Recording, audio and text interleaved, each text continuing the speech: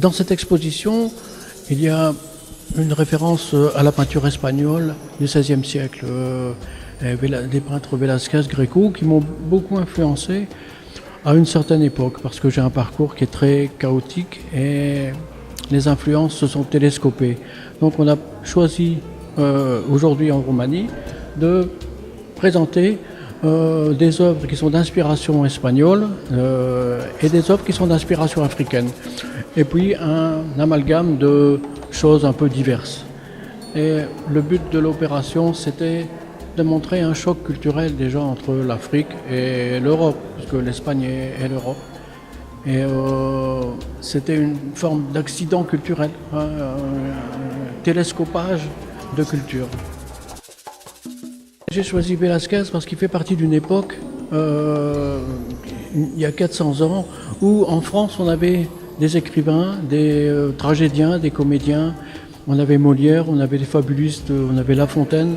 Et c'est tous des écrivains qui dénonçaient les abus ou les travers, les défauts des hommes, de la société.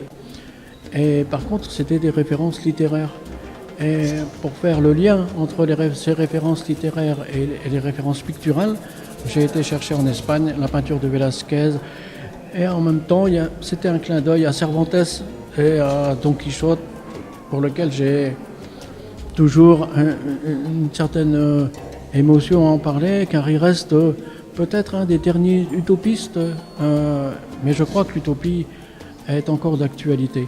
Et cette référence voulait montrer aussi que les défauts des hommes d'il y a 400 ans, bon, ce sont les défauts des hommes de maintenant. Le progrès, toutes les transformations médiatiques, culturelles, n'ont pas réussi à donner un progrès à l'humain lui-même, pour qu'il devienne meilleur. Et donc c'était cette référence-là qui me plaisait et qu'on a montré ici au cours de cette exposition. J'ai fait 3 séjours en Afrique, en Casamance, mais surtout au Sénégal, à Dakar. Et à Dakar, il y a une communauté d'artistes qui sont associés dans une quarantaine d'ateliers, un peu à l'extérieur de Dakar, des sculpteurs, des graveurs, des peintres, et qui ont une émulation entre eux. On retrouve l'esprit collectif qu'on avait en France, peut-être au moment des impressionnistes, des fauvistes, des cubistes, et qu'on n'a plus en France. Et j'ai retrouvé là un esprit collectif, que j'ai d'ailleurs retrouvé en Roumanie. Ça, après, ça fera partie peut-être on développera un petit peu plus cette partie-là. Mais c'était un vrai choc culturel. C'était dans le mode de vie, dans leur culture, dans l'approche de leur mode de vie. Il est préhistorique pratiquement dans certains cas. Et sur le plan humain, ils sont très très chaleureux. Il y a vraiment une grosse différence. On trouve par exemple des ordinateurs, il y a des portables. Et en même temps, on fait la cuisine sur un réchaud.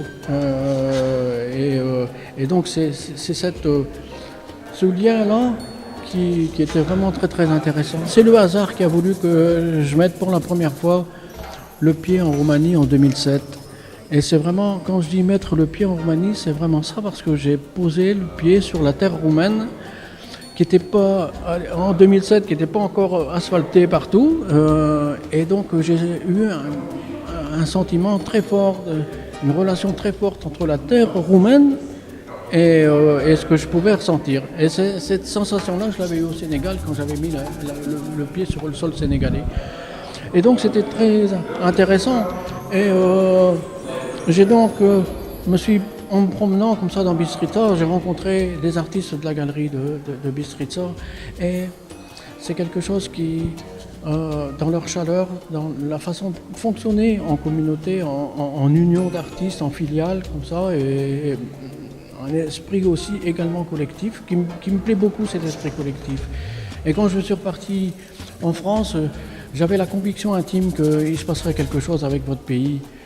Et c'est très curieux parce que l'année suivante, j'ai eu une opportunité en 2008 de faire venir Vioara Popescu à Poitiers, en France, et avec laquelle on a travaillé également avec un Brésilien et un Sénégalais. Donc tous ces brassages de cultures, ils se retrouvaient sur un projet qui s'appelait Dérivé Continent et qui était fort intéressant. Et Dérivé Continent a généré l'envie de continuer à avoir des relations entre France et Roumanie. Et 2009 a été l'occasion d'exposer une douzaine d'artistes roumains, dont 9 de la filiale de Bistrița, dans le Cambrésis, qui est une région du sud du département du Nord, sur 4 lieux différents. Et on a eu vraiment un bon accueil de la part des Français qui avaient peut-être une idée assez fausse de l'art roumain et qui ne connaissaient pas l'art roumain. Ils ne pouvaient pas avoir une idée de ce que ça pouvait être. Et donc c'était vraiment là aussi une découverte pour les Français. Les thèmes sur lesquels, quand on disait par exemple, il y a beaucoup de références culturelles, c'est des références culturelles aussi, mais c'est des sensations intérieures qui fait que je réagis à des choses comme l'injustice, par exemple, la violence. Vraiment, c'est des choses qui me font vraiment qui me heurtent et qui me font travailler. C'est un moteur pour faire des... Alors, choisir la peinture pour dénoncer ou bien pour défendre des valeurs, bon, c'est peut-être un peu aussi ce qu'on disait tout à l'heure, une utopie, mais c'est le seul moyen que je peux utiliser pour moi, qui me convient le mieux. Et donc j'ai plein de thèmes comme ça qui font référence à tout ça, mais la prison, l'enfermement, la privation de liberté, les minorités qu'on veut éliminer parce qu'ils ne rentrent pas dans un moule universel, cette mondialisation à outrance qui atténue toutes les différences.